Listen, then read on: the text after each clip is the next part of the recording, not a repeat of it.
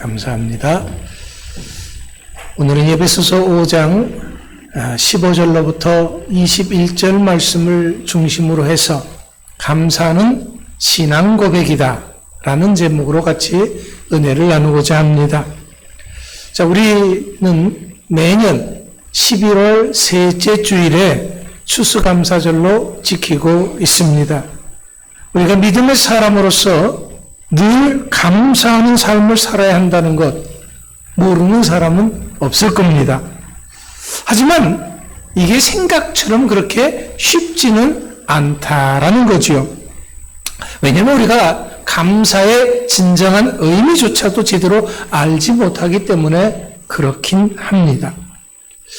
자, 우리가 드리는 감사는 크게 두 가지로 나눌 수 있습니다.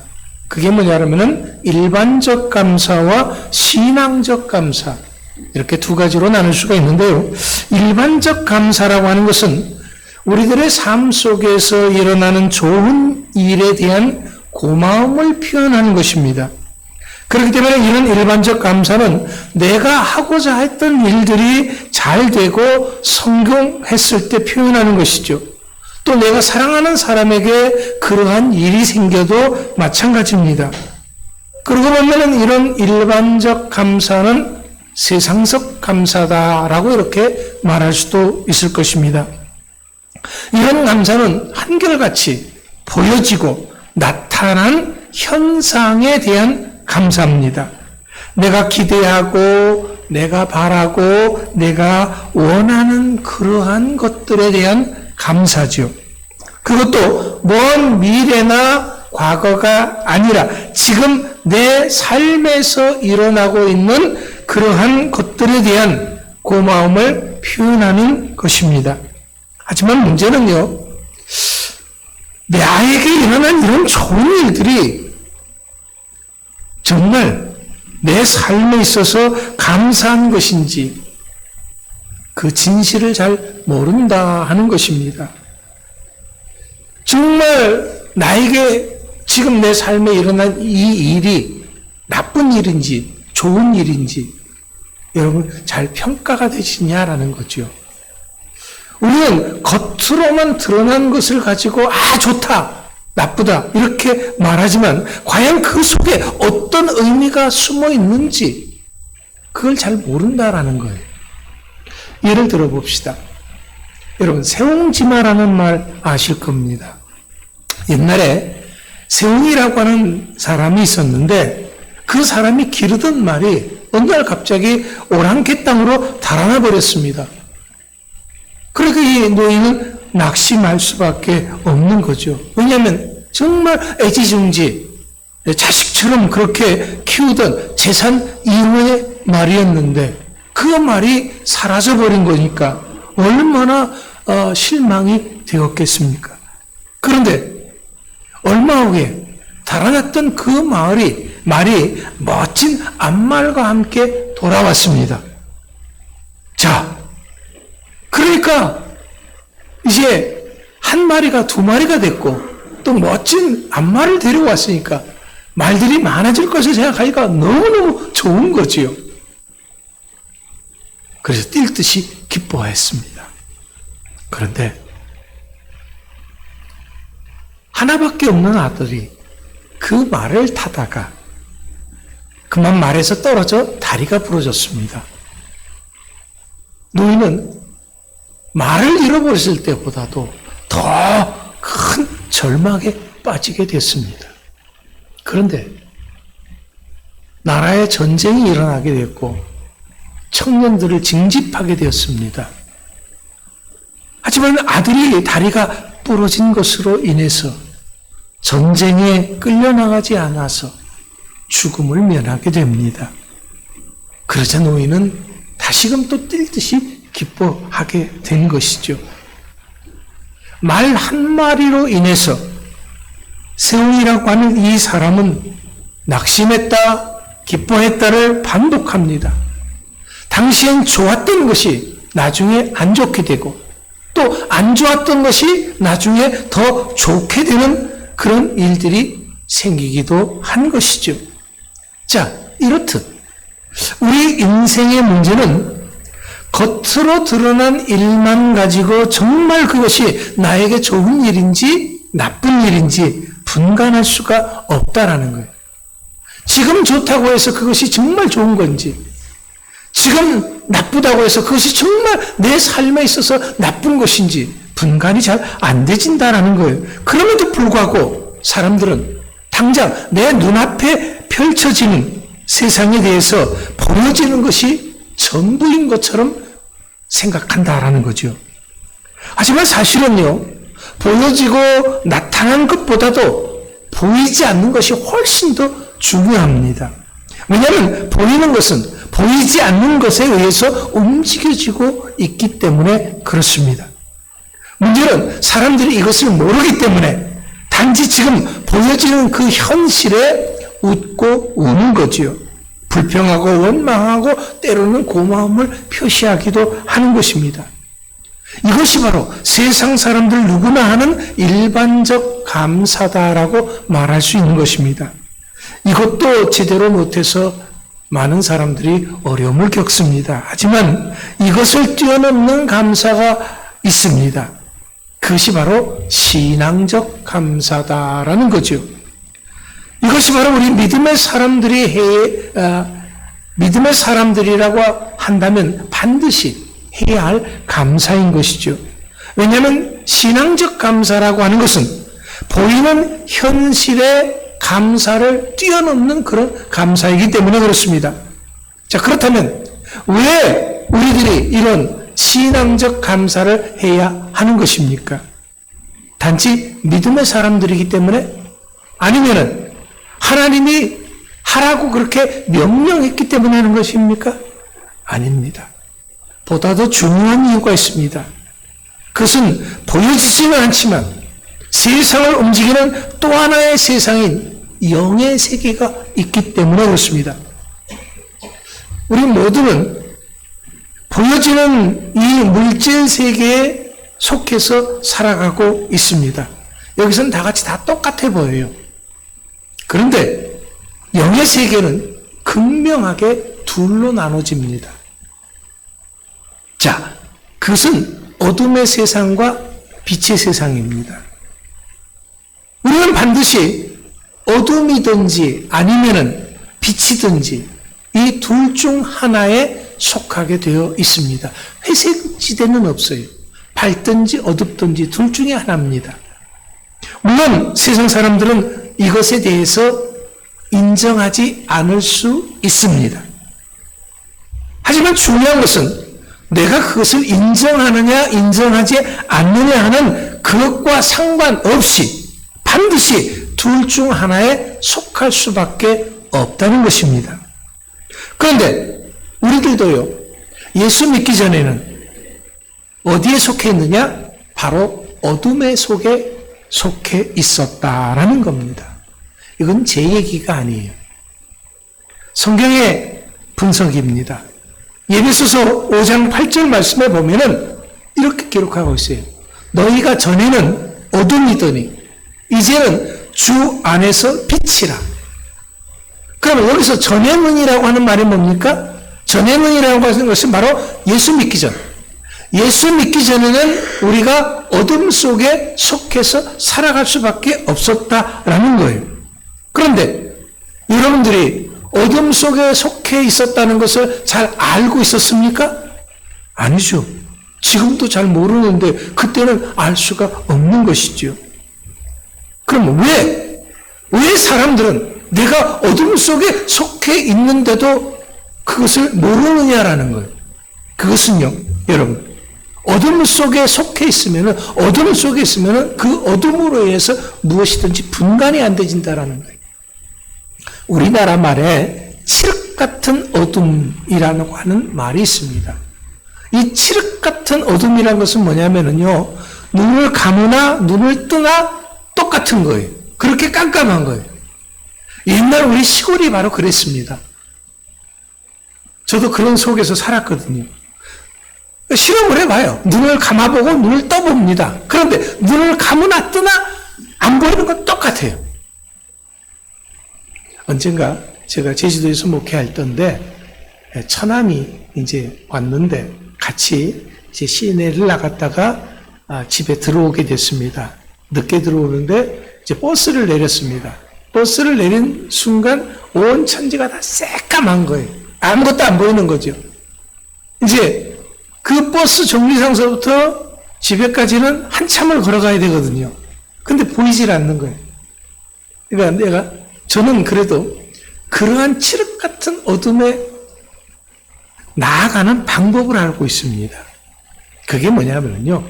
하늘을 쳐다보면 그래도 뭔가 구별이 되죠.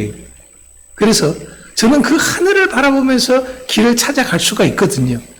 근데 처남은 그런 것을 처음 경험을 해보는 거예요.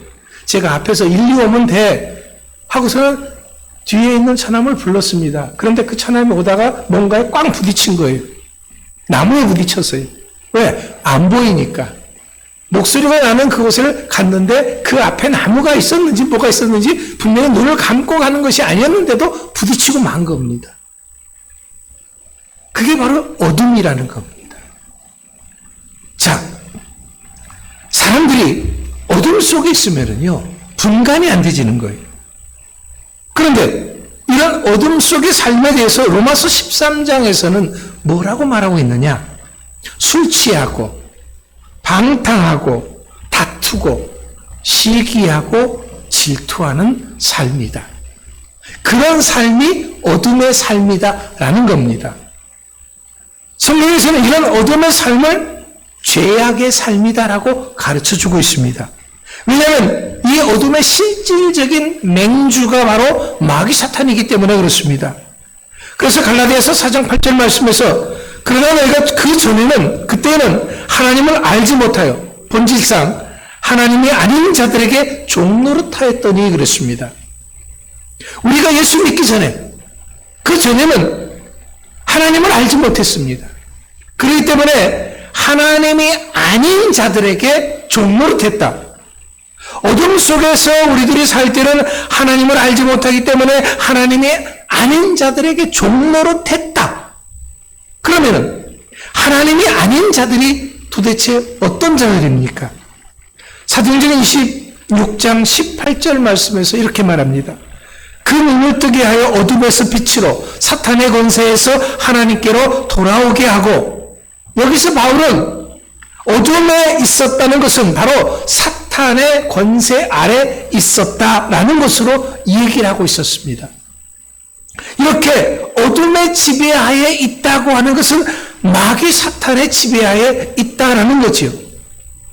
우리들이 그 아래서는 꼼짝없이 종노릇하면서 할 수 있는 것이 뭐냐? 죄밖에 짓는 것이 없다라는 거예요. 내가 원해서 하는 것이 아니라 내가 원치 않아도 자동적으로 내가 하는 것들이 다 죄가 되는 것이다라는 거예요. 이것에 대해서 에베소서 6장 12절 말씀에서 우리의 씨름은 혈과 육에 대한 것이 아니요 통치자들과 권세들과 이 어둠의 세상 주관자들과 하늘에 있는 악의 영들을 상대함이라라고 말하고 있습니다. 여기서 어둠의 세상 주관자들과 하늘에 있는 악의 영들이 같은 부류다라는 거예요.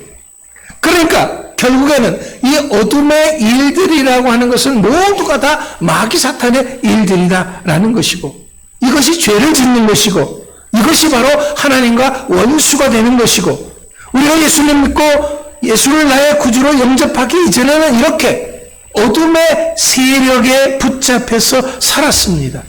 그래서 온갖 추하고 더럽고 악한 죄를 지었습니다. 이것이 바로 악한 어둠의 영이 지배하기 때문에 생기는 현상인 것이죠. 하지만 문제는 이것을 우리가 전혀 몰랐다라는 겁니다. 그냥 이런 일들이 일상인 일들을 살아가면서 이것이 얼마나 죄악된 삶인지를 전혀 깨닫지 못합니다. 하나님을 대적하는 삶인지도 알지 못합니다. 왜냐하면 어둠 속에서는 그 어떤 것도 아까도 말씀드렸지만 분간할 수가 없기 때문에 그렇습니다. 지금 내가 어떤 영의 지배를 받고 있는지도 모릅니다. 내가 했던 모든 일들이 하나님의 심판의 대상이라는 것 전혀 깨닫지 못합니다. 그래서 아무런 죄의식 없이 행하였던 것입니다. 여러분, 요즘 세상 사람들 보세요. 아무런 죄의식 없이 엄청난 악들을 행합니다. 그게 왜 그렇게 행하는 겁니까? 미쳐서 그런 겁니까? 아니에요. 어둠의 영이 그 사람을 지배하기 때문에 자기도 모르는 사이에 그렇게 악을 행하는 것입니다. 그런데 문제는 때로는 이런 것들을 자랑스럽게 생각하기도 한다라는 거예요. 죄악을 지면서 그 죄악에 마치 자기의 큰 자랑인 것처럼 떠벌리는 사람도 있습니다. 내가 이런 것을 했어, 이런 것을 했어 하고 그걸 떠벌린다라는 거죠. 하지만 우리가 예수 믿기 전에 그렇게 살 수 있습니다. 하지만 우리는 아니다라는 거죠. 이제는 우리가 하나님의 자녀가 되었고 우리는 밝은 빛 가운데로 갔다라는 거예요. 빛 가운데서 보니까, 밝은 빛 가운데서 보니까 아, 이게 어둠이었구나, 이게 나쁜 것이었구나 하는 것을 깨닫게 되는 거예요. 어떤 사람이 청소를 아주 깨끗하게 했습니다. 그 누가 봐도 와, 깨끗하게 잘했다. 근데 얼마 후에 창에서 빛이 쫙 들어옵니다. 빛이 쫙 들어오는데 그 빛을 보는 순간 이 사람이 깜짝 놀랐어요. 왜 놀랐을까요? 그 빛 속에 먼지가 가득한 것이 보여지는 거예요. 이렇게 조금만 어두워도 여기에 먼지가 있는지 뭐가 있는지 전혀 안 보이는 거예요. 그런데 밝은 빛이 한 줄기 쫙 들어와 보면은 그 속에는 무엇이 있는지 분명하게 보여진다라는 겁니다. 오늘 우리가 읽은 본문 말씀 15절 말씀에 우리가 어떻게 행할 것을 자세히 주의하여 살피라 그랬습니다. 우리가 어떤 일에 감사할 것인지 말 것인지 불평할 것이 원망할 것인지 살펴라라는 거예요. 지혜 없는 자같이 되지 말고 지혜 있는 자가 되라라고 말합니다. 바로 지혜 있는 자의 삶이 빛에 속한 자의 삶이기 때문에 그렇습니다. 이런 빛에 속한 자의 삶을 살려면 조심스럽게 내 삶을 살피면서 하나님의 뜻을 이해하고 순종하는 삶을 살아야 하는 것입니다. 미련한 자는 어둠 속에 살면서 깨닫지 못하는 것입니다. 그래서 술 취해서 살아갑니다. 여기서 술 취했다고 하는 것은요, 그저 알코올에 취했다는 그런 얘기가 아니라, 물론 그런 것도 술 취한 거지만 세상에 취해서 하나님 아닌 것에 취해서 살아가는 그 모든 것들을 얘기하는 것입니다. 이것이 어둠의 세계에서는 일반화되어져 있다라는 거지요. 사실 이런 음주 문제는 초대교회에서도 아주 심각한 문제였습니다. 물론 술 취함이란 단순히 그 자체만 문제가 있는 것이 아닙니다. 그것으로 인해서 생활이 무절제해지기 때문에 더 큰 문제가 있는 거죠.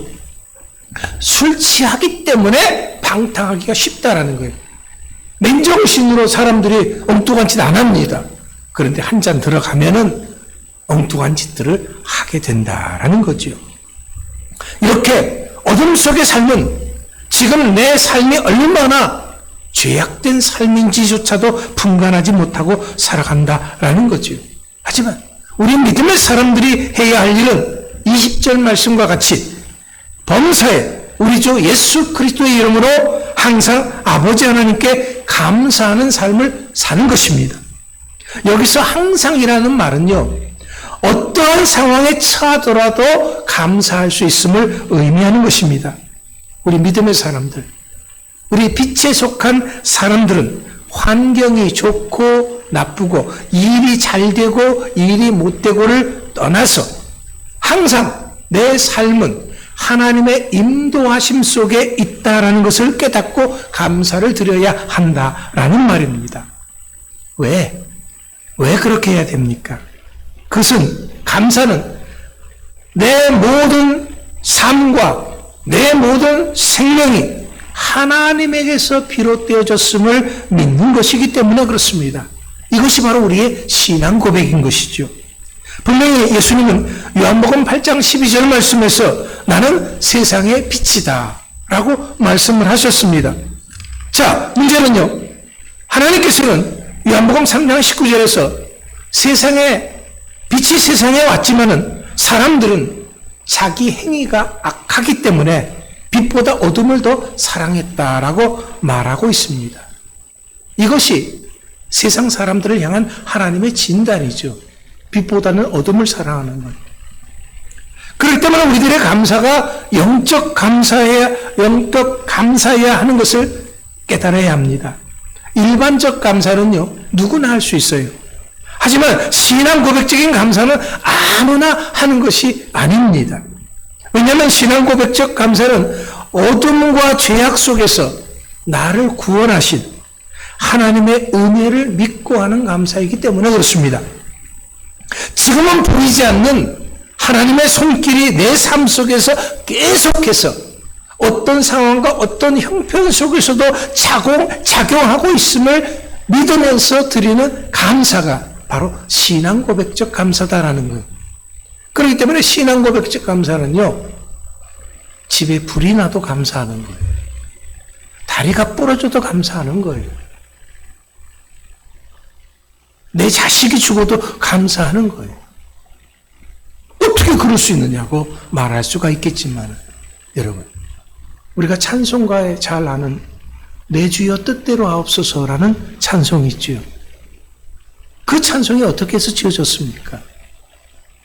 선교사 가족이 미국에서 이제 초창기에는 교회마다 목회자가 있지 않았어요.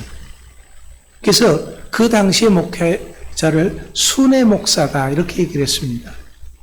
순회 목사였기 때문에 집에 두 아들을 남겨놓고 이제 이 교회 저 교회 다 방문을 하고 돌아왔는데 교회가 다 불타고 아이들까지도 다 버린 거예요. 목사가 놀다 왔습니까? 아니에요. 하나님의 일을 하고 왔는데 어떻게 이럴 수 있느냐라는 거죠. 그 상황에서 이 목사 부부는 내 주여 뜻대로 하옵소서, 살든지 죽든지 뜻대로 하옵소서라고 찬송을 했던 겁니다. 우리 삶에 있어서 지금 어렵다고 해서, 힘들다고 해서, 지금 눈물 나는 현실이라고 해서 그 속에는 하나님의 역사하심이 없는 것이고, 지금 일이 잘 되지고, 지금 돈을 잘 벌고, 지금 건강하고, 지금 뭐가 막 일어나니까 이거는 하나님 앞에 감사해야 되는 일이고 그렇습니까? 아닙니다. 우리가 어떤 상황이든지 하나님의 손길은 결코 우리를 외면하신 적이 없습니다. 단지 내가 지금 내 삶 속에서 벌어지고 있는 그 일들에 대해서 어떤 하나님의 섭리하심이 있었는지를 깨닫지 못할 따름인 것이지요. 하지만 분명히 믿기는요, 하나님이 자녀 삼으신 우리들을, 빚된 우리들을 그냥 내버려 두지는 않으신다라는 겁니다. 하나님은 분명히 우리들에게 최고의 것을 주십니다. 최선의 것을 주십니다. 가장 좋은 것을 주십니다. 왜냐하면 우리들의 독생자 예수 그리스도의 생명과 맞바꾸어 구원하셨기 때문에 그렇습니다. 그래서 우리를 온 천하보다도 더 귀하게 여기십니다. 이것을 믿고 고마움을 표시하는 것, 이것이 바로 오늘 우리들의 감사다라는 거지요. 이런 신앙 고백적 감사를 하는 사람은 더 이상 어둠의 일을 하지 않습니다. 지금 내 삶 속에 어떤 험한 일이 벌어진다고 할지라도 어둠에 속한 인생들처럼 인생을 막 살지 않습니다. 함부로 말하고 함부로 단정지어서 행동하지도 않습니다. 내 삶 속에 어떤 하나님의 뜻과 섭리하심이 있는지를 모른다 할지라도 결코 의심하지 않습니다. 나를 행하신 그 하나님의 사랑하심을 믿기 때문에 그렇습니다. 옳습니다. 이렇게 하는 감사가 바로 신앙 고백적 감사입니다. 이렇게 감사하는 것이 바로 오늘 우리들의 감사여야 하는 것입니다. 그래서 감사는 신앙 고백이다라고 말씀을 드리는 것입니다. 이제 우리들의 감사가 이런 감사일 수 있게 되기를 축원합니다. 기도하겠습니다.